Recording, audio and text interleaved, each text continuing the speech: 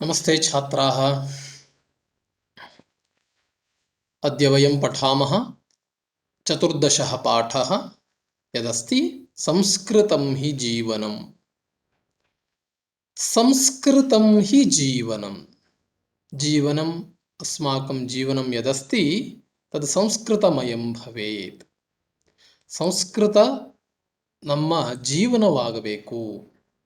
ಸಂಸ್ಕೃತ ನ ಕೇವಲ ಭಾಷೆ ಎನ್ನುವಂಥದ್ದು ಪರಸ್ಪರ ಸಂಭಾಷಣೆಗೆ ಮಾತ್ರ ಅಲ್ಲ. ಭಾಷೆ ಎನ್ನುವಂಥದ್ದು ಇರುವಂಥದ್ದು ಮನುಷ್ಯನ ಭಾವನೆಯನ್ನು, ಸಂಸ್ಕೃತಿಯನ್ನು, ಸಂಸ್ಕಾರಗಳನ್ನು ಬಿಂಬಿಸುತ್ತೆ. ಕೇವಲ ಭಾಷೆ ಏನು ಮತ್ತೊಬ್ಬನ ಜೊತೆಗೆ ನಮ್ಮ ಸಂವಹನಕ್ಕೆ ಮಾತ್ರ ಇರೋದಿಲ್ಲ. ಭಾಷೆ ಸಂಸ್ಕೃತಿಯನ್ನು ತೆಗೆದುಕೊಂಡು ಹೋಗುತ್ತೆ. ಭಾಷೆ ಸಂಸ್ಕಾರಗಳನ್ನು ತೋರಿಸುತ್ತೆ. ಭಾಷೆ ಪೂರ್ಣವಾಗಿ ನಮ್ಮ ಜೀವನವೇ ಆಗಿರುತ್ತೆ. ಹಾಗಾಗಿ ಸಂಸ್ಕೃತ ನಮ್ಮ ಜೀವನವಾಗಿರಲಿ. ನಮ್ಮ ಭಾರತೀಯ ಪರಂಪರೆಯಲ್ಲಿ ಅತ್ಯಂತ ಪ್ರಧಾನವಾದಂತಹ ಭೂಮಿಕೆಯನ್ನು, ಸ್ಥಾನವನ್ನು ಸಂಸ್ಕೃತ ಹೊಂದಿರಲಿ ಅನ್ನುವಂತಹ ಒಂದು ಸದಭಿಲಾಷೆ, ತುಂಬ ಒಳ್ಳೆಯ ಅಭಿಪ್ರಾಯದೊಂದಿಗೆ ನಿಮಗೆ ಈ ಪದ್ಯವನ್ನು ಕೊಟ್ಟಿದ್ದಾರೆ. ಸಂಸ್ಕೃತಂ ಹಿ ಜೀವನಂ. ಅಸ್ಯ ಪದ್ಯಸ್ಯ ಲೇಖಕಃ ವಿದ್ವಾನ್ ಕೆ.ಎಸ್. ಭಾಸ್ಕರಭಟ್ಟಃ. ವಿದ್ವಾನ್ ಕೆ.ಎಸ್. ಭಾಸ್ಕರಭಟ್ಟಃ. एतेषां कालः तत्र प्रदत्तः वर्तते. पश्यतु, जन्मस्थानम् अस्ति शिवमोग्गामण्डलस्य सागरप्रान्त्ये भीमनकोणे ग्रामः. अस्माकं समीपवर्ती एते. समीपवर्ती नाम शिवमोग्गा मण्डलमेव एतेषां जन्मस्थानं. ಶಿವಮೊಗ್ಗದಲ್ಲಿ ಹುಟ್ಟಿದಂಥವರು 1921 1919 वर्षे एतेषां जन्मः जातः. एते लिखितवन्तः श्री गुरुकृपातरङ्गिणी एवमेव देवीविलासः इति यद् कृतयः कृती वर्तन्ते. एतेषां कृतयः श्री गुरुकृपातरङ्गिणी तथा च देवीविलासः. विशेषः किमस्ति? अधीतालङ्कारशास्त्रः. ಇವರಿಂದ ಅಲಂಕಾರಶಾಸ್ತ್ರವು ಅಧೀತವಾಗಿದೆ, ಅಭ್ಯಸಿಸಲ್ಪಟ್ಟಿದೆ.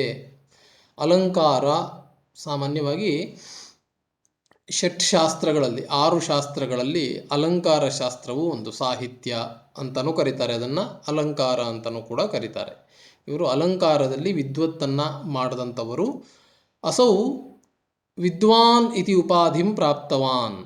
ವಿದ್ವಾನ್ ಅನ್ನುವಂತಹ ಉಪಾಧಿಯನ್ನು ಮುಂಚೆ 3 ವರ್ಷ ವಿದ್ವನ್ ಮಧ್ಯಮ, 2 ವರ್ಷ ವಿದ್ವದ್ ಉತ್ತಮ ಅಂತ ಪದವಿಯನ್ನು ಕೊಡ್ತಾ ಇತ್ತು. ನಮ್ಮ ಸರ್ಕಾರದಿಂದ ಸಿಗುವಂತಹ ಒಂದು ಇದು, ಅದು ಏನು ಪದವಿ, ಅದು ವಿದ್ವಾನ್ ಅನ್ನೋದು.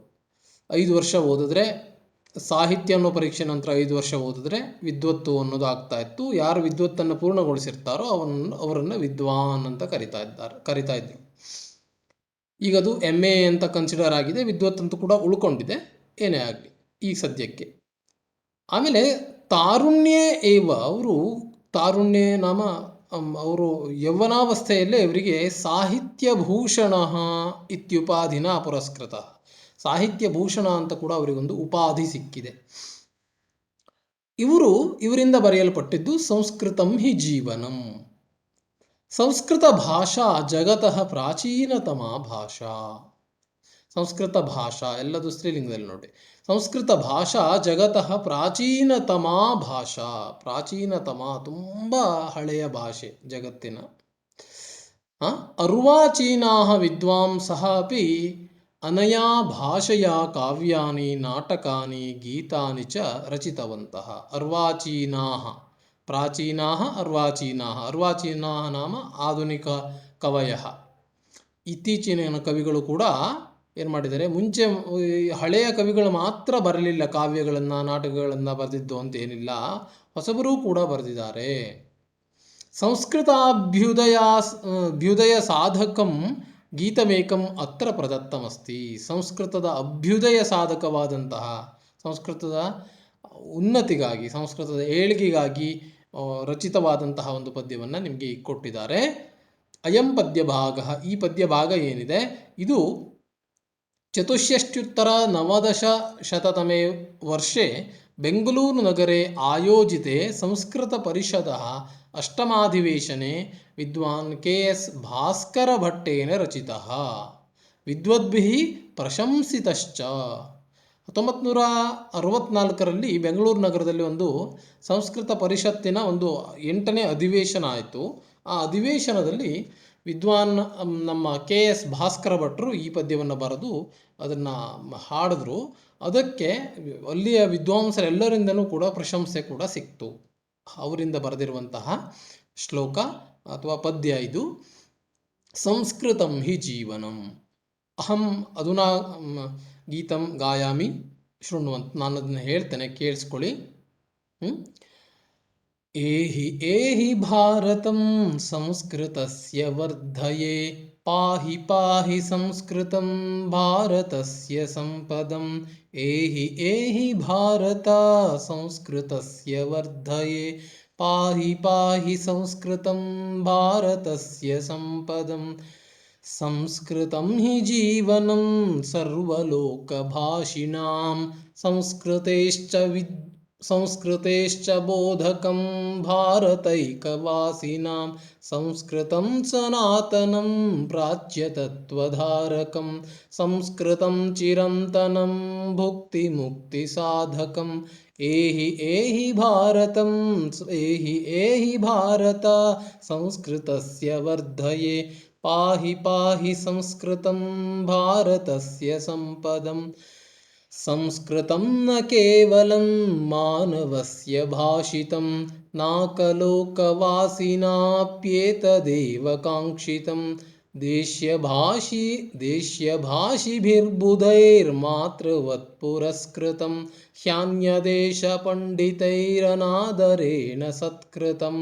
ಏಹಿ ಏಹಿ ಭಾರತ ಸಂಸ್ಕೃತಸ್ಯ ವರ್ಧಯೇ ಪಾಹಿ ಪಾಹಿ ಸಂಸ್ಕೃತಂ ಭಾರತಸ್ಯ ಸಂಪದಂ. ವ್ಯಾಸನಾಕುಜಾತಭಾಸಕಾಳಿದಾಸಲಾಲಿತಂ ಭೋಜಮಾಘಹರ್ಷಬಾಣಭಾರವಿಪ್ರಫುಲ್ಲಿತಂ. ಏವಮುಜ್ವಲಂ ಮಹತ್ ಸಂಸ್ಕೃತಂ ಸನಾತನಂ ನೈವ ತನ್ಮೃತಂ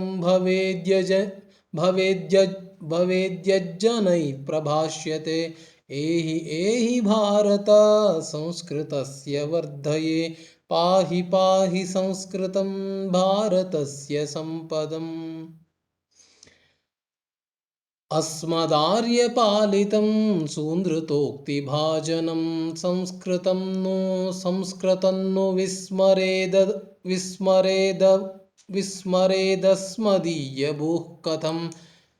ಸಂಸ್ಕೃತಸ್ಯ ಪೋಷಣಂ ಭಾರತಸ್ಯ ಭೂಷಣಂ ಸಂಸ್ಕೃತಸ್ಯ ದೂಷಣಂ ಸ್ವಾತ್ಮನಾಶಕಾರಣಂ.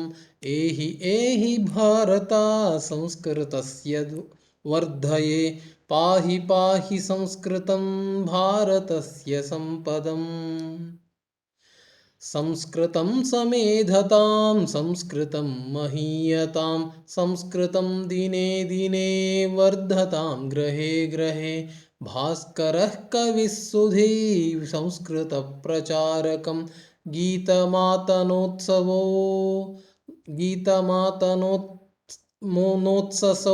ಭಾವುಕಾತ್ಮತುಷ್ಠಯೇ. ಏಹಿ ಏಹಿ ಭಾರತ ಸಂಸ್ಕೃತಸ್ಯ ವರ್ಧಯೇ ಪಾಹಿ ಪಾಹಿ ಸಂಸ್ಕೃತಂ ಭಾರತಸ್ಯ ಸಂಪದಂ.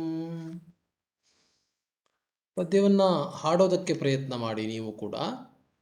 ಸೊಗಸಾದಂತಹ ಪದ್ಯ, ಸಂಸ್ಕೃತ ಭಾಷೆಯ ಮಹತ್ವವನ್ನು ತಿಳಿಸುವಂತಹ, ಸಂಸ್ಕೃತಕ್ಕೆ ಮತ್ತೆ ಪುನರುಜ್ಜೀವನ ಸಿಗುವಂತಹ ಒಂದು ಪ್ರಯತ್ನಕ್ಕಾಗಿ ಮಾಡಲ್ಪಟ್ಟ ಪದ್ಯ ಇದು.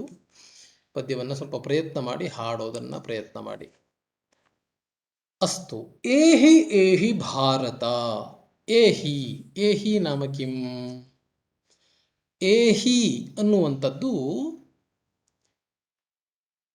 ಬನ್ನಿ, ಬಂದು ಸೇರಿ ಅಂತ ಹೇಳ್ತಾ ಇದೆ ಅರ್ಥ. ಏಹಿ ಶಬ್ದಸ್ಯ ಅರ್ಥ ಬನ್ನಿ, ಒಟ್ಟಾಗಿ ಸೇರಿ ಅನ್ನೋ ಅರ್ಥವನ್ನು ಕೊಡುತ್ತೆ. ಏಹಿ ಏಹಿ ಭಾರತ, ಹೇ ಭಾರತೀಯ, ಎಲೆವೋ ಭಾರತೀಯನೇ, ಭಾರತಸ್ಯ ಏಹಿ ಏಹಿ ಭಾರತ ಸಂಸ್ಕೃತಸ್ಯ ವರ್ಧನೆ. ಸಂಸ್ಕೃತಂ ಪಾಹಿ ಪಾಹಿ ಸಂಸ್ಕೃತಂ ಭಾರತಸ್ಯ ಸಂಪದಾಂ. ಹೇ ಭಾರತೀಯ, ಭಾರತದೇಶಸ್ಯ ಐಶ್ವರ್ಯಭೂತಾಯಾಃ ಸಂಸ್ಕೃತಭಾಷಾಯಾಃ ಅಭಿವೃದ್ಧಯೇ ಪ್ರಯತ್ನಂ ಕುರು. ಎಲೆ ಭಾರತೀಯನೇ, ಭಾರತ ದೇಶದ ಐಶ್ವರ್ಯ ರೂಪಾತ್ಮಕವಾದಂತಹ, ಸಮೃದ್ಧಿಯ ರೂಪವಾದಂತಹ ಸಂಸ್ಕೃತ ಭಾಷೆಯನ್ನು, ಸಂಸ್ಕೃತ ಭಾಷೆಯ ಅಭಿವೃದ್ಧಿಯಲ್ಲಿ ಪ್ರಯತ್ನವನ್ನು ಮಾಡು. ಮುಂಚೆ ಮೊದಲು ಭಾರತದ ಭಾಷೆ ಸಂಸ್ಕೃತ ಆಗಿತ್ತು. ಕೇವಲ ವೇದಕ್ಕೆ ಮಾತ್ರ ಸಂಸ್ಕೃತ ಅಂತಲ್ಲ, ಮಂತ್ರಕ್ಕೆ ಮಾತ್ರ ಸಂಸ್ಕೃತ ಅಂತಲ್ಲ, ಜನರ ಆಡು ಭಾಷೆಯೂ ಕೂಡ ಮೊದಲು ಸಂಸ್ಕೃತವೇ ಆಗಿತ್ತು. ಕಾಲಕ್ರಮೇಣ ಸಂಸ್ಕೃತದಿಂದ ಬೇರೆ ಬೇರೆ ಭಾಷೆಗಳು ಹುಟ್ಟುತ್ತಾ ಹೋದವು. ಅಲ್ಲಿ ಯಾವುದೋ ಒಂದು ಕಾಲಘಟ್ಟದಲ್ಲಿ ಸ್ವಲ್ಪ ಅದನ್ನು, ಹಾಗಾಗಿ ವೇದಕ್ಕೆ ಮಾತ್ರ ಸೀಮಿತವಾಗಿ ಇಟ್ಟ ಹಾಗೆ ನಮಗೆ ಕಾಣಿಸುತ್ತೆ, ಮಂತ್ರಕ್ಕೆ ಸೀಮಿತ ಮಾತ್ರ ಮಾಡಿದ್ದಾರೆ ಅಂತ ಅನಿಸುತ್ತೆ. ದೇವ ಭಾಷೆ ಅನ್ನುವಂತಹ ಭಾಷೆ, ಸಂಸ್ಕೃತ ಭಾಷೆ ಪೂರ್ಣ ಅಖಂಡ ಭಾರತದ ಒಂದು ಮಾತೃಭಾಷೆಯಾಗಿತ್ತು, ಹೋಯಿತು ಆ ನಂತರದಲ್ಲಿ. ಮತ್ತೆ ಅದು ನಶಿಸಿ ಹೋಗುವಂತಹ ಕಾಲಘಟ್ಟದಲ್ಲಿ ಮತ್ತೆ ಈಗ ಪುನರುಜ್ಜೀವನಗೊಳ್ತಾ ಇದೆ ಸಂಸ್ಕೃತ. ಯಾಕೆಂದರೆ ಸಂಸ್ಕೃತಕ್ಕೆ ಅಷ್ಟೊಂದು ಪ್ರಾಧಾನ್ಯತೆ ಈಗ ಸಿಗ್ತಾ ಇದೆ. ಅದರದ್ದು ನಿಜವಾದ ವೈಜ್ಞಾನಿಕ ಭಾಷೆ ಅಂತ ಕೂಡ ಕನ್ಸಿಡರ್ ಆಗ್ತಾ ಇದೆ.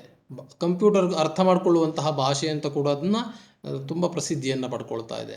ಜೊತೆಗೆ ಎಷ್ಟೋ ಸಹಸ್ರಾರು ವಿಚಾರಗಳನ್ನು ಅದು ತನ್ನ ಭಾಷೆಯಲ್ಲಿ, ತನ್ನ ಒಡಲಿನಲ್ಲಿ ಹುಗಿಸ್ಕೊಂಡಿದೆ. ಹಾಗಾಗಿ ಸಂಸ್ಕೃತದಲ್ಲಿ ಆದಂತಹ ಅನೇಕ ಸಂಶೋಧನೆಗಳು ಆ ಭಾಷೆಯನ್ನು ಕಲ್ತ್ಕೊಂಡ್ರೆ ಮಾತ್ರ ಅದನ್ನು ಅರ್ಥ ಮಾಡಿಕೊಳ್ಳಲಿಕ್ಕೆ ಸಾಧ್ಯ. ಹಾಗಾಗಿ ಪಾಶ್ಚಾತ್ಯರಲ್ಲೂ ಸಂಸ್ಕೃತ ಭಾಷೆಯ ವ್ಯಾಮೋಹ ಜಾಸ್ತಿಯಾಗಿದೆ. ಪಾಶ್ಚಾತ್ಯರು ತುಂಬ ಆಸಕ್ತಿಯಿಂದ ಹಳೆ ಗ್ರಂಥಗಳನ್ನು ಓದೋ ಉದ್ದೇಶಗಳಿಂದ ಏನು ಮಾಡ್ತಾ ಇದ್ದಾರೆ, ಸಂಸ್ಕೃತ ಭಾಷೆಯನ್ನು ಕಲಿತಾ ಇದ್ದಾರೆ. ಆದರೆ ನಮ್ಮ ಭಾರತದಲ್ಲಿ ಮಾತ್ರ ತುಂಬ ಖೇದನೀಯ ಪರಿಸ್ಥಿತಿ. ನಾವು ನಮ್ಮ ಭಾಷೆಗಿಂತಲೂ ಪರಕೀಯ ಭಾಷೆಗೆ ಜಾಸ್ತಿ ಆದ್ಯತೆಯನ್ನು ನೀಡ್ತಾ ಇದ್ದೇವೆ. ಬೇರೆ ಬೇರೆ ಭಾಷೆಗಳನ್ನೇ ಕಲ್ತ್ಕೊಳ್ಳೋದ್ರಲ್ಲಿ ಪ್ರಯತ್ನ ನಮ್ಮದಿದೆ ಬಿಟ್ಟರೆ, ನಮ್ಮದೇ ಆದಂತಹ ನಮ್ಮ ಭಾಷೆಯನ್ನು ಕಲ್ತ್ಕೊಳ್ಳೋ ಪ್ರಯತ್ನಕ್ಕೆ ಹೋಗ್ತಾ ಇಲ್ಲ. ಹಾಗಾಗಿ ಭಾಸ್ಕರ ಭಟ್ರು ಹೇಳ್ತಾ ಇದ್ದಾರೆ, ಎಲೆ ಭಾರತೀಯ ಪುತ್ರರೇ, ಭಾರತದ ಐಶ್ವರ್ಯ ಸಮನಾದಂತಹ ಭಾಷೆ, ಸಂಪತ್ತಿಗೆ ಸಮನಾದಂತಹ ಭಾಷೆ ಈ ಸಂಸ್ಕೃತ ಭಾಷೆ. ಈ ಸಂಸ್ಕೃತ ಭಾಷೆಯ ಅಭಿವೃದ್ಧಿಗೆ ಪ್ರಯತ್ನ ಮಾಡೋಣ ಬನ್ನಿ ಅಂತ ಕರೀತಾ ಇದ್ದಾರೆ. ಪಾಹಿ ರಕ್ಷಿಸಿ, ಪಾಹಿ ನಾಮ ರಕ್ಷಿಸಿ ಅಂತ. ಬನ್ನಿ ಅದನ್ನು ರಕ್ಷಿಸೋಣ, ಅದನ್ನು ಬೆಳೆಸೋಣ, ಅದರ ಅಭಿವೃದ್ಧಿಪಡಿಸೋಣ ಅಂತ ಹೇಳ್ತಾ ಇದ್ದಾರೆ. ಎರಡನೇ ಶ್ಲೋಕದಲ್ಲಿ ಏನು ಹೇಳ್ತಾ ಇದ್ದಾರೆ, ಸಂಸ್ಕೃತಂ ಹಿ ಜೀವಿತಂ ಸರ್ವಲೋಕ ಭಾಷಿಣಾಂ ಸಂಸ್ಕೃತೇಶ್ಚ ಬೋಧಕಂ ಭಾರತೈಕ ವಾಸಿನಾಂ ಸಂಸ್ಕೃತಂ ಸನಾತನಂ ಪ್ರಾಚ್ಯತತ್ವಧಾರಕಂ ಸಂಸ್ಕೃತಂ ಚಿರಂತನಂ ಭುಕ್ತಿ ಮುಕ್ತಿ ಸಾಧಕಂ. ಸಂಸ್ಕೃತಂ ಸರ್ವಾಸಾಂ ಭಾಷಾಣಾಂ ಜೀವಿತಂ. ಸಂಸ್ಕೃತವು ಭಾರತೀಯ ಎಲ್ಲ ಭಾಷೆಗೆ ಮೂಲ ಜೀವವೇ ಸಂಸ್ಕೃತ. ಭಾರತೀಯ ಭಾಷೆಗೆ ನಾನು ಹೇಳ್ತಾ ಇರೋದು, ಭಾರತೀಯ ಭಾಷೆಯ ಎಲ್ಲ ಭಾಷೆಗೂ ಕೂಡ ಮೂಲ ಸಂಸ್ಕೃತವೇ ಆಗಿದೆ. ಮಾತೃ ಭಾಷೆ ಸಂಸ್ಕೃತವೇ. ಭಾರತ ದೇಶಸ್ಯ ಪರಂಪರಾಯಾ ನಿರೂಪಕಂ. ಈ ಸಂಸ್ಕೃತ ಕೇವಲ ಭಾಷೆ ಅಲ್ಲ ಅಂತ ನಾನು ಮೊದಲೇ ಹೇಳಿದೆ. ಭಾಷೆ ಮಾತ್ರ ಅಲ್ಲ, ಅದು ನಮ್ಮ ಪರಂಪರೆಯನ್ನು ರೂಪಿಸುವಂಥದ್ದು, ವ್ಯಕ್ತಪಡಿಸುವಂಥದ್ದು. ನಮ್ಮ ಪರಂಪರೆ ಹೀಗಿತ್ತು ಅಂತ ತೋರಿಸ್ಕೊಡೋದೇ ನಮ್ಮ ಸಂಸ್ಕೃತ ಭಾಷೆ. ಪ್ರಾಚ್ಯ ದೇಶಸ್ಯ ತತ್ವ ಪ್ರತಿಪಾದಕಂ. ನಮ್ಮ ಏನಿದೆ ಇದು ನಮ್ಮ ತತ್ವಜ್ಞಾನವನ್ನು ಪ್ರತಿಪಾದಿಸುವಂಥದ್ದು ಭಾಷೆ. ನಮ್ಮ ನೆಲದಲ್ಲಿ ಹುಟ್ಟಿದಂತಹ ಅನೇಕ ತತ್ವವನ್ನು ತಿಳಿಸಿಕೊಡುವಂತಹ ಒಂದು ಅವಕಾಶ ಇರೋದು ಈ ಸಂಸ್ಕೃತ ಭಾಷೆಯಲ್ಲೇ. ಪುರಾತನಂ ಏತದ್, ಇದು ತುಂಬ ಹಳೆಯ ಭಾಷೆ. ಭೋಗಮೋಕ್ಷಯೋ ಸಾಧಕಂ, ಭೋಗ ನಾಮ ಸುಖ, ಮೋಕ್ಷ ನಾಮ ಪರಮಾತ್ಮ ಸದ್ಗತಿ, ಪರಮಾತ್ಮನಲ್ಲಿ ಸೇರಿಕೊಳ್ಳುವಂಥದ್ದು. ಎರಡಕ್ಕೂ ಕೂಡ, ಭೋಗಕ್ಕೂ ಹೌದು ಮೋಕ್ಷಕ್ಕೂ ಕೂಡ ಹೌದು, ಇವೆರಡಕ್ಕೂ ಕೂಡ ಸಾಧಕವಾಗಿರುವಂಥದ್ದು ಸಂಸ್ಕೃತ ಭಾಷೆಯೇ. ಶಾಶ್ವತಂಚ ಅಸ್ತಿ, ಈ ಸಂಸ್ಕೃತ ಭಾಷೆ ಶಾಶ್ವತ, ಚಿರಕಾಲ ಇರುವಂತಹ ಭಾಷೆ. ನೋಡಿ, ಎಷ್ಟೋ ಭಾಷೆಗಳು ಹುಟ್ಟಿರ್ಬೋದು, ಸತ್ತೋಗಿರ್ಬೋದು. ಈಗ ಬಹಳಷ್ಟು ಆದಿಮಾನವರ ಕಾಲದಲ್ಲಿ ಇದ್ದಂತಹ ಭಾಷೆಗಳು ಅವರವರಿಗೆ ಸೀಮಿತವಾಗಿ ಸತ್ತೇ ಹೋಯಿತು. ಆದರೆ ಸಂಸ್ಕೃತ ಭಾಷೆ ಆಗಲಿಲ್ಲ. ಎಷ್ಟು ಹಳೆಯ ಭಾಷೆಯಾಗಿದ್ದರೂ ಕೂಡ ಇನ್ನೂ ಜೀವಿತವಾಗಿದೆ. ಅಂದರೆ ಅದು ಯಾವತ್ತೂ ಸಾಯುವ ಭಾಷೆಯಲ್ಲ, ನಮ್ಮ ಧರ್ಮದ ಹಾಗೆ. ನಾವು ಸನಾತನ ಧರ್ಮ, ನಮ್ದು ಯಾವತ್ತೂ ಹುಟ್ಟೇ ಇಲ್ಲ. ಯಾರಿಂದ ಪ್ರಾರಂಭವಾಯಿತು ಅಂತ ಕೇಳಲಿಕ್ಕೆ ಹೋದರೆ ಅದು ಸಾಧ್ಯ ಇಲ್ಲ, ಸಿಗ್ತಾ ಇಲ್ಲ ನಮ್ಮ ಹತ್ರಕ್ಕೆ. ಹಾಗಾಗಿ ಅಸ್ತಿತ್ವ ಅನ್ನುವಂಥದ್ದು ಶಾಶ್ವತವಾಗಿ ಉಳಿಯುವಂಥದ್ದು ಸಂಸ್ಕೃತದ್ದು. ಹಾಗಾಗಿ ಏನು ಹೇಳ್ತಾ ಇದ್ದಾನೆ, ಸಂಸ್ಕೃತವು ಎಲ್ಲ ಭಾಷೆಗೂ ಆಧಾರ ಭಾಷೆ. ಭಾರತ ದೇಶದ ಪರಂಪರೆಯನ್ನು ನಿರೂಪಿಸುವಂತಹ ಭಾಷೆ ಸಂಸ್ಕೃತ. ಭಾರತದ ಎಲ್ಲ ತತ್ವಗಳೂ ಕೂಡ ಈ ಸಂಸ್ಕೃತ ಭಾಷೆಯಲ್ಲೇ ಅಡಕವಾಗಿದೆ. ಇದು ಪುರಾತನವಾದಂತಹ ಭಾಷೆ. ಭೋಗ ಮತ್ತು ಮೋಕ್ಷಕ್ಕೆ ಎರಡಕ್ಕೂ ಕೂಡ ಸಾಧಕ ಇದೇ ಭಾಷೆ, ನಮ್ಮ ಸಂಸ್ಕೃತ ಭಾಷೆ. ಶಾಶ್ವತವಾದಂತಹ ಭಾಷೆಯೂ ಕೂಡ ಹೌದು ಅಂತ ಅರ್ಥವನ್ನು ಹೇಳ್ತಾ ಇದ್ದಾನೆ. 3ನೇ ಶ್ಲೋಕದಲ್ಲಿ ಏನು ಹೇಳ್ತಾ ಇದ್ದಾನೆ ನೋಡಿ. ಸಂಸ್ಕೃತಂ ನ ಕೇವಲಂ ಮಾನವಸ್ಯ ಭಾಷಿತಂ, ಇದಂ ಸಂಸ್ಕೃತಂ ನ ಕೇವಲಂ ಮಾನವೇನ ಭಾಷಿತಂ. ಈ ಸಂಸ್ಕೃತವು ನ ಕೇವಲ ಬರೀ ಮನುಷ್ಯನಿಂದ ಮಾತ್ರ ಮಾತನಾಡಿದಂತಹ ಭಾಷೆ ಅಲ್ಲ, ಅಪಿತು ಸ್ವರ್ಗಲೋಕವಾಸಿನಾಂ ಪುಣ್ಯಜೀವಿನಾಂ ಅಪಿ ಅತೀವ ಇಷ್ಟಂ. ಅದಕ್ಕಾಗಿ ಹೇಳಿದೆ ದೇವವಾಣಿ ಅಂತ ಸಂಸ್ಕೃತವನ್ನು ಕರೆಯುವಂಥದ್ದು. ದೇವವಾಣಿ ಅಂತಂದರೆ ದೇವತಾ ಲೋಕದಲ್ಲಿರುವಂತಹ, ಸ್ವರ್ಗಲೋಕದಲ್ಲಿರುವಂತಹ ಎಲ್ಲ ದೇವತೆಗಳು ಆಡುವಂತಹ ಭಾಷೆ ಸಂಸ್ಕೃತ. ಬರೀ ಮನುಷ್ಯರ ಭಾಷೆ ಮಾತ್ರ ಅಲ್ಲ, ದೇವವಾಣಿಯೂ ಕೂಡ ಹೌದು. ಅವರಿಗೂ ಕೂಡ ಅತ್ಯಂತ ಇಷ್ಟವಾದಂತಹ ಭಾಷೆ ಸಂಸ್ಕೃತ. ಸಂಸ್ಕೃತಂ ದೇಶೀಯ ಭಾಷಾ ವಿದ್ವದ್ಭಿಃ ಮಾತೃವತ್ ಪುರಸ್ಕೃತಂ. ನಮ್ಮ ಸಂಸ್ಕೃತ ಭಾಷೆ ನಮ್ಮ ದೇಶೀಯ ಭಾಷಾ ತಜ್ಞರಿಂದ ತಾಯಿಯಂತೆಯೇ ಪುರಸ್ಕರಿಸಲ್ಪಟ್ಟಿದ್ದಾಳೆ. ನೋಡಿ, ನಮ್ಮ ದೇಶದ ಪೂರ್ಣ ಪ್ರಮಾಣದ ಸಾಹಿತ್ಯ, ಭಾರತದಲ್ಲಿದ್ದಂತಹ ಸಾಹಿತ್ಯ ಕ್ಷೇತ್ರ ಸಂಸ್ಕೃತದಿಂದಲೇ ಪ್ರಾರಂಭವಾದಂಥದ್ದು. ಎಲ್ಲ ನಾಟಕಗಳಿರ್ಬೋದು, ಗೀತೆಗಳಿರ್ಬೋದು, ಕಾವ್ಯಗಳಿರ್ಬೋದು, ಗದ್ಯ ಪದ್ಯ ಚಂಪು ಎಲ್ಲವೂ ಕೂಡ ಪ್ರಾರಂಭದಲ್ಲಿ ಸಂಸ್ಕೃತದಿಂದಲೇ ಪ್ರಾರಂಭವಾದದ್ದು. ಆ ನಂತರ ಬೇರೆ ಭಾಷೆಗಳಲ್ಲಿ ಹೋಗಿರುವುದು. ಹಾಗಾಗಿ ಆಗ ನಮ್ಮ ಕವಿಗಳು ಏನಿದ್ದಾರೆ, ಸಂಸ್ಕೃತಕ್ಕೆ ಭಾರತೀಯ ಭಾಷೆ ತಜ್ಞರೇನಿದ್ದಾರೆ, ಭಾರತೀಯ ಭಾಷಾ ವಿದ್ವತ್ ಜನರಿಂದ ನಮ್ಮ ಸಂಸ್ಕೃತವು ಮಾತೃವತ್ ಪುರಸ್ಕೃತಂ, ತಾಯಿಯಂತೆ ಪುರಸ್ಕರಿಸಲ್ಪಟ್ಟಿದ್ದಾಳೆ. ವಿದೇಶೀಯೈಃ ವಿದ್ವದ್ಭಿಃ ಗೌರವೇಣ ಸಮ್ಮಾನಿತಂ ಚ. ವಿದೇಶದ ಕವಿಗಳಿಂದ ಗೌರವಪೂರ್ವಕವಾಗಿ ಸಮ್ಮಾನಿಸಲ್ಪಟ್ಟಿದ್ದಾಳೆ ಈ ಸಂಸ್ಕೃತ ಭಾಷೆ. ನೋಡಿ, ಬರೀ ಇಲ್ಲಿ ನಮ್ಮಲ್ಲಿ ನಾವು ಭಾರತೀಯ ಕವಿಗಳು ಸಂಸ್ಕೃತವನ್ನು ಏನು ಮಾಡಿದ್ದೇವೆ, ತಾಯಿಯಂತೆ ನೋಡಿದ್ದೇವೆ, ಪುರಸ್ಕೃತವಾಗಿದ್ದಾಳೆ ಅವಳು. ಅದು ವಿದೇಶಿಗಳಿಂದ ಗೌರವಪೂರ್ವಕವಾಗಿ ಕಂಡಿದ್ದಾಳೆ. ಎಷ್ಟು ಶ್ರೇಷ್ಠವಾದಂತಹ ಭಾಷೆ ನೋಡಿ ನಮ್ಮ ಭಾಷೆ, ಸಂಸ್ಕೃತ ಭಾಷೆ. ಯಾರ್ಯಾರು ಸಂಸ್ಕೃತದ ಬಹಳಷ್ಟು ಕವಿಗಳ ಹೆಸರನ್ನು ಮುಂದಿನ ಇದರಲ್ಲಿ ಹೇಳ್ತಾ ಇದ್ದಾನೆ. ಸಂಸ್ಕೃತ ಭಾಷಾ ವ್ಯಾಸ ವಾಲ್ಮೀಕಿ ಭಾಸ ಕಾಳಿದಾಸಾದಿಭಿಃ ಮಹಾಕವಿಭಿಃ ಪರಿಪಾಲಿತ. ವ್ಯಾಸ, ವಾಲ್ಮೀಕಿ, ಭಾಸ, ಕಾಳಿದಾಸರೇ ಮೊದಲಾದಂತಹ ಮಹಾಕವಿಭಿಃ ಶ್ರೇಷ್ಠ ಕವಿಗಳಿಂದ ಪರಿಪಾಲಿತ, ಅನುಸರಿಸಲ್ಪಟ್ಟಂತಹ ಭಾಷೆ. ನೋಡಿ, ವ್ಯಾಸ, ಮಹಾಭಾರತ, ವಾಲ್ಮೀಕಿ, ರಾಮಾಯಣ, ಭಾಸ ನಾಟಕ ಚಕ್ರಗಳು, ಕಾಳಿದಾಸನೇ ಮೊದಲಾದಂತಹ ಕುಮಾರ ಸಂಭವವೇ ಮೊದಲಾದಂತಹ ಅನೇಕ ರಚನೆಗಳು ಕಾಳಿದಾಸನದ್ದು. ಎಷ್ಟೊಂದು ಈ ಸಾಹಿತ್ಯ ಭಂಡಾರ ಏನಿದೆ ಇದೆಲ್ಲದೂ ಕೂಡ ಸಂಸ್ಕೃತದಲ್ಲೇ ರಚಿತವಾದಂಥದ್ದು ಮೂಲ. ಅದರ ನಂತರದಲ್ಲಿ ಅವರ ನಂತರದಲ್ಲಿ ಭೋಜ ಮಾಘ ಹರ್ಷ ಬಾಣ ಭಾರವಿಭಿ ಕವಿ ಪುಂಗವೈಹಿ, ಭಾರವಿಯೇ ಮೊದಲಾದಂತಹ ಕವಿಶ್ರೇಷ್ಠರಿಂದ ವಿಕಸಿತ. ಸಂಸ್ಕೃತ ಭಾಷೆ ಇನ್ನೂ ವಿಕಸಿಸಲ್ಪಟ್ಟಿತು, ಅರಳಿತು. ಏವಂ ಪ್ರಕಾಶಮಾನ ಮಹತ್ವಪೂರ್ಣ ನಿತ್ಯನೂತನ ಚ ಅಸ್ತಿ. ಈ ರೀತಿಯಾಗಿ ಪ್ರಕಾಶಮಾನ, ಪ್ರಜ್ವಲಿಸುತ್ತಿರುವಂತಹ, ಮಹತ್ವಪೂರ್ಣವಾದಂತಹ, ನಿತ್ಯ ನೂತನ, ದಿನವೂ ಹೊಸತೋದು. ಹಳೇತು ಅಂತ ಏನೂ ಇಲ್ಲ, ಎಲ್ಲವೂ ನಿತ್ಯವೂ ಹೊಸತು, ಮತ್ತೆ ಮತ್ತೆ ಹೊಸತನವನ್ನು ಹೊಂದಿರುವಂತಹ ಭಾಷೆ ಸಂಸ್ಕೃತಂ ಜನೈಃ ಭಾಷ್ಯಮಾಣಮಸ್ತಿ ಇತಿ ಕಾರಣತಃ ಮಾತೃಭಾಷಾ ನ. ಸಂಸ್ಕೃತ ಭಾಷೆ ಜನರಿಂದ ಮಾತನಾಡಲ್ಪಡುತ್ತದೆ ಅನ್ನೋ ಒಂದೇ ಕಾರಣದಿಂದ ಮಾತೃಭಾಷೆ ಅಂತ ಅಲ್ಲ ಸಂಸ್ಕೃತ ಭಾಷೆ. ಪರಂತು ಅಮೃತ ಭಾಷಾ ಏವ, ಅದು ಅಮೃತ ಭಾಷಾ, ಮೃತ ಭಾಷಾ ಅಲ್ಲ, ಅಮೃತ ಭಾಷಾ. ಸಂಸ್ಕೃತ ಭಾಷೆ ಅಮೃತ, ಎಂದೂ ಕೂಡ ಸಾಯದೇ ಇರುವಂತಹ ಭಾಷೆ.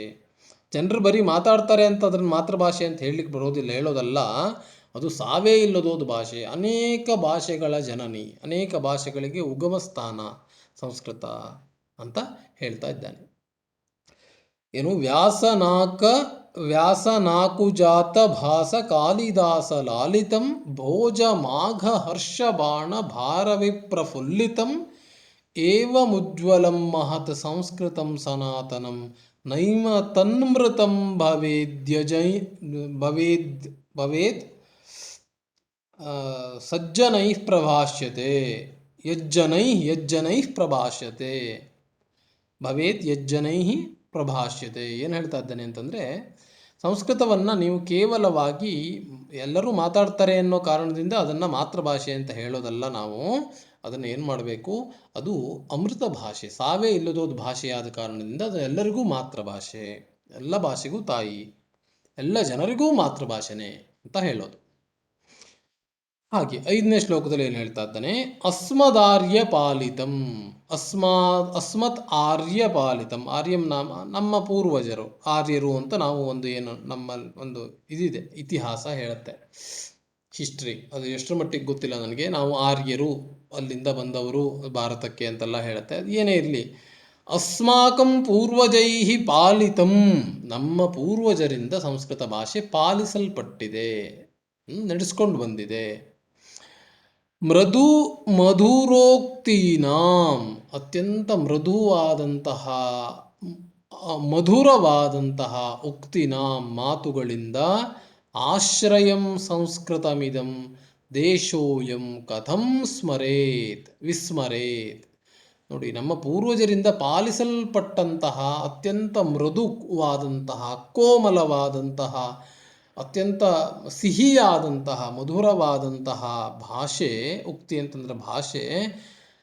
ಆಶ್ರಯಂ ಸಂಸ್ಕೃತಮಿದಂ ದೇಶೋಯಂ, ಇದಂ ದೇಶ, ನಮ್ಮ ಈ ದೇಶ ಏನಿದೆ, ಈ ಸಂಸ್ಕೃತ ಭಾಷೆಯನ್ನು ಆಶ್ರಯಿಸಲ್ಪಟ್ಟಿತು. ನಾವು ಕಥಂ ವಿಸ್ಮರೇತ್, ಅದನ್ನು ನಾವು ಹೇಗೆ ಮರೆಯೋಣ, ಮರೀಲಿಕ್ಕೆ ಸಾಧ್ಯವೇ ಇಲ್ಲ. ನಮ್ಮ ಪೂರ್ವಜರಿಂದ ಅದು ಶ್ರದ್ಧಾಭಕ್ತಿಪೂರ್ವಕವಾಗಿ ಆಶ್ರಯಿಸಲ್ಪಟ್ಟಂತಹ ಭಾಷೆ, ನಾವು ಅದನ್ನು ಮರಿಬಾರ್ದು. ವಿಸ್ಮರ್ತುಂ ನ ಶಕ್ನೋತಿ, ಮರಿಲಿಕ್ಕೆ ಸಾಧ್ಯವೇ ಇಲ್ಲ. ಸಂಸ್ಕೃತಸ್ಯ ಪಾಲನಂ ಭಾರತೀಯಾನಾಂ ಭೂಷಣಂ, ಸಂಸ್ಕೃತದ ಪಾಲನೆ ಮಾಡುವಂಥದ್ದೇನಿದೆ ಅದು ಭಾರತೀಯರ ಮೂಲ ಕರ್ತವ್ಯ, ನಮಗೊಂದು ಶೋಭೆ ಅದು, ಅದನ್ನು ಬದುಕಿಸ್ಕೊಳ್ಳುವಂಥದ್ದು. ನಮ್ಮ ಜನನಿ ಅದು, ನಮ್ಮ ಭಾಷಾ ಜನನಿ ಅದು. ಸಂಸ್ಕೃತಸ್ಯ ತಿರಸ್ಕಾರ ಆತ್ಮಾನಃ ದೇಶಸ್ಯ ಚ ನಾಶಸ್ಯ ಕಾರಣಂ ಭವತಿ. ಸಂಸ್ಕೃತದ ತಿರಸ್ಕಾರ ಅನ್ನುವಂಥದ್ದು ನಮ್ಮ ವಿನಾಶಕ್ಕೂ ಕಾರಣ. ಆತ್ಮನಃ, ನಮ್ಮ ದೇಹ, ಆತ್ಮ ಅಂತಂದರೆ ದೇಹ ಅಂತ ಅರ್ಥ. ನಮ್ಮ ದೇಹಕ್ಕೂ ನಮ್ಮ ಆತ್ಮಕ್ಕೂ ಕೂಡ ಇದು ಅತ್ಯಂತ ದೊಡ್ಡ ಹೊಡೆತ. ಜೊತೆಗೆಲೆ ದೇಶಸ್ಯ ಚ, ದೇಶದ ಕೂಡ ನಾಶಕ್ಕೆ ಕಾರಣವಾಗುತ್ತೆ. ಯಾಕೆ ದೇಶದ ನಾಶಕ್ಕೆ ಕಾರಣವಾಗುತ್ತೆ? ಒಂದು ದೇಶ ಬದುಕೋದು ಆ ದೇಶದ ಸಂಸ್ಕೃತಿ ಪರಂಪರೆಯಿಂದ. ಆ ದೇಶಕ್ಕೆ ಒಂದು ಅಸ್ತಿತ್ವ ಅನ್ನೋದು ಬರೋದೇ ಆ ಕಾರಣದಿಂದ, ಆ ಮೂಲ ಗುಟ್ಟಿನಿಂದ, ಆ ಮೂಲಾಧಾರದಿಂದ, ಅದು ಬೇಸ್ ನಮ್ಮದು. ನಮ್ಮ ಶಿಷ್ಟಾಚಾರ, ನಮ್ಮ ಪರಂಪರೆ ಇವೇನಿದೆ ಅದು ಹೇಗೆ ಮುಂದುವರೆದು ಬರುತ್ತೆ? ಭಾಷೆಯಿಂದ ಮುಂದುವರೆದು ಬರುತ್ತೆ. ಒಂದು ಭಾಷೆ ಅದಕ್ಕೆ ನಾನು ಪ್ರಾರಂಭದಲ್ಲಿ ಹೇಳಿದ್ದೇನೆ, ಭಾಷೆ ಕೇವಲ ಏನಲ್ಲ ಮಾತಾಡಲಿಕ್ಕೆ ಮಾತ್ರ ಇರುವಂತಹ ಸಾಧನ ಅಲ್ಲ. ಭಾಷೆ ಅನ್ನುವಂಥದ್ದು ಒಂದು ಸಂಸ್ಕೃತಿಯ ವಾಹನ. ಸಂಸ್ಕೃತಿಯನ್ನು ತೆಗೆದುಕೊಂಡು ಹೋಗೋದು ಯಾವುದು? ಭಾಷೆ. ಒಂದು ಪರಂಪರೆಯನ್ನು ಮುಂದಿನ ಪೀಳಿಗೆಗೆ ಸಾಗಿಸೋದು ಭಾಷೆ. ಹಾಗಾಗಿ ಭಾಷೆಯನ್ನು ಕೇವಲ ಮಾತಿಗಾಗಿ ಮಾತ್ರ ಸೀಮಿತ ಮಾಡಬಾರ್ದು. ಆ ಭಾಷೆ ಸಂಸ್ಕೃತದಲ್ಲಿ ಎಲ್ಲವೂ ಇದೆ. ನಮ್ಮ ಪರಂಪರೆ, ನಮ್ಮ ಶಿಷ್ಟಾಚಾರ ಎಲ್ಲದೂ ಇದೆ. ಹಾಗಾಗಿ ನಮ್ಮನ್ನು ನಾವು ಹಾಳು ಮಾಡ್ಕೊಳ್ಳೋದು ಜೊತೆಗೆ ನಮ್ಮ ದೇಶವನ್ನು ನಾವು ಹಾಳು ಮಾಡೋದು ಎರಡೂ ಒಂದೇ, ಸಂಸ್ಕೃತ ಭಾಷೆಯನ್ನು ಬಿಡೋದ್ರಿಂದ. ಇದು 100% ಟ್ರೂ. ಇದು ನಾವು ಸಂಸ್ಕೃತ ಓದ್ತಾ ಇದ್ದೇವೆ ಅಥವಾ ಸಂಸ್ಕೃತದ ಅಭಿಮಾನಿ ನಾನು ಅಂತ ಕಾರಣದಿಂದ ಹೇಳ್ಕೊಳ್ಳೋದಲ್ಲ. ಇದು ಸತ್ಯ. ಇದು ಯಾವಾಗಲೂ ಸತ್ಯ. ಯಾಕೆಂತಂದರೆ ನಮ್ಮ ದೇಶದ ಸಂಸ್ಕೃತಿಯ ಮೇಲೆ ನಮ್ಮ ದೇಶ ಸಂಪೂರ್ಣವಾಗಿ ನಿಂತುಕೊಂಡಿರೋದು. ನಮ್ಮ ಋಷಿ ಜನರ ಅಷ್ಟೊಂದು ದೊಡ್ಡ ಶ್ರಮವೇ ಏನು ನಮ್ಮ ಇವತ್ತಿನ ಉತ್ತಮ ಸ್ಥಿತಿ. ಇವತ್ತಿನ ನಾವು ಒಂದು ಸಂಸ್ಕಾರಯುತ ವ್ಯಕ್ತಿಯಾಗಿ ನಿಂತ್ಕೊಂಡಿರೋದಕ್ಕೆ ಕಾರಣ ಆ ಜನರ ಏನು ಆಶೀರ್ವಾದ. ಅವರ ಅಭಿಪ್ರಾಯವನ್ನು ನಾವು ಮುಂದುವರಿಸ್ಕೊಂಡು ಹೋಗಬೇಕೇ ಹೊರತು ಯಾವುದೋ ಪಾಶ್ಚಾತ್ಯರ ವಿಚಾರಧಾರೆಯನ್ನು ನಮ್ಮಲ್ಲಿ ಅಡಕ ಮಾಡಿಕೊಂಡು ನಾವು ನಮ್ಮ ಸಂಸ್ಕೃತಿಯನ್ನು ಬದುಕಿಸ್ಕೊಳ್ಳಿಕ್ಕೆ ಸಾಧ್ಯ ಇಲ್ಲ. ನಾವು ಅವರಾಗ್ಬಿಡ್ತೇವೆ, ಆಗ ನಮ್ಮತನ ಅನ್ನೋದು ಸತ್ತು ಹೋಗುತ್ತೆ. ನಾವು ಯಾಕೆ ಬೇರೆ ದೇಶದವರನ್ನು ಅವಲಂಬಿಸ್ಕೊಳ್ಬೇಕು? ಏನಿದೆ ಅದರಲ್ಲಿ ಸ್ವಾರಸ್ಯ? ನಾವು ಈಗ ದೊಡ್ಡ ನಮ್ಮ ಸಮಾಜ ಹಾಳಾಗ್ತಾ ಇರೋದೇ ಅಲ್ಲಿ.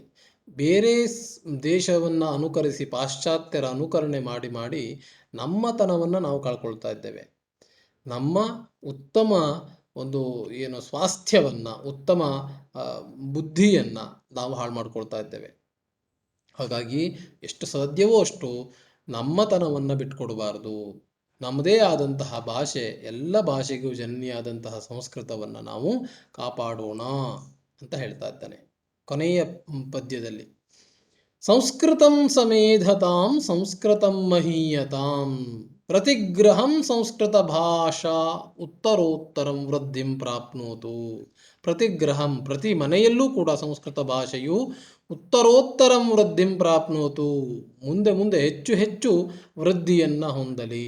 ಎಲ್ಲರ ಮನೆಯ ಭಾಷೆಯಾಗಿ ಸಂಸ್ಕೃತ ನಿಂತ್ಕೊಳ್ಳಿ, ಮನೆ ಮನೆಯ ಭಾಷೆಯಾಗಲಿ ಸಂಸ್ಕೃತ. ಸಂಸ್ಕೃತಂ ಜಯತು, ಸಂಸ್ಕೃತವು ಬದುಕಲಿ, ಸಂಸ್ಕೃತಕ್ಕೆ ಜಯವಾಗಲಿ. ಸಂಸ್ಕೃತ ವಾಣಿ ಸಮುಲ್ಲಸತು ಇತಿ, ಸಮುಲ್ಲಸತು, ಸಂಸ್ಕೃತ ಭಾಷೆಯು ಉಲ್ಲಸತು ಅಂತಂದರೆ ಅರಳುವಂತಹದ್ದು. ಸಮುಲ್ಲಸತು, ಒಂದು ಸಂಪೂರ್ಣ ಎಲ್ಲ ಕಡೆಗೂ ವಿಸ್ತರಿಸಲಿ, ಪಸರಿಸಲಿ. ಇತಿ ಪಂಡಿತ ಭಾಸ್ಕರೋ ನಾಮ ಕವಿಹಿ, ನಮ್ಮ ಬರೆದಿರುವಂತಹ ಪಂಡಿತ ಭಾಸ್ಕರ್ ಭಟ್ ಅವರು ಏನಿದ್ದಾರೆ, KS ಭಾಸ್ಕರ್ ಭಟ್ ಅವರು ಈ ಭಾಸ್ಕರ ಅಂತ ಲಾಸ್ಟ್ ಪ್ಯಾರಾದಲ್ಲಿ ಹಾಕ್ಕೊಂಡಿದ್ದಾರೆ, ತಾನು ಬರೆದಿದ್ದು ಅಂತ ನೆನಪಿರಲಿ ಅಂತ. ಭಾಸ್ಕರೋ ನಾಮ ಕವಿಹಿ ಸಂಸ್ಕೃತ ಭಾಷಾ ಪ್ರಸಾರಾತ್ಮಕಂ ಗೀತಂ ಆತ್ಮನಃ ಪರಿತೋಷಾರ್ಥಂ ವಿರಚತಿ.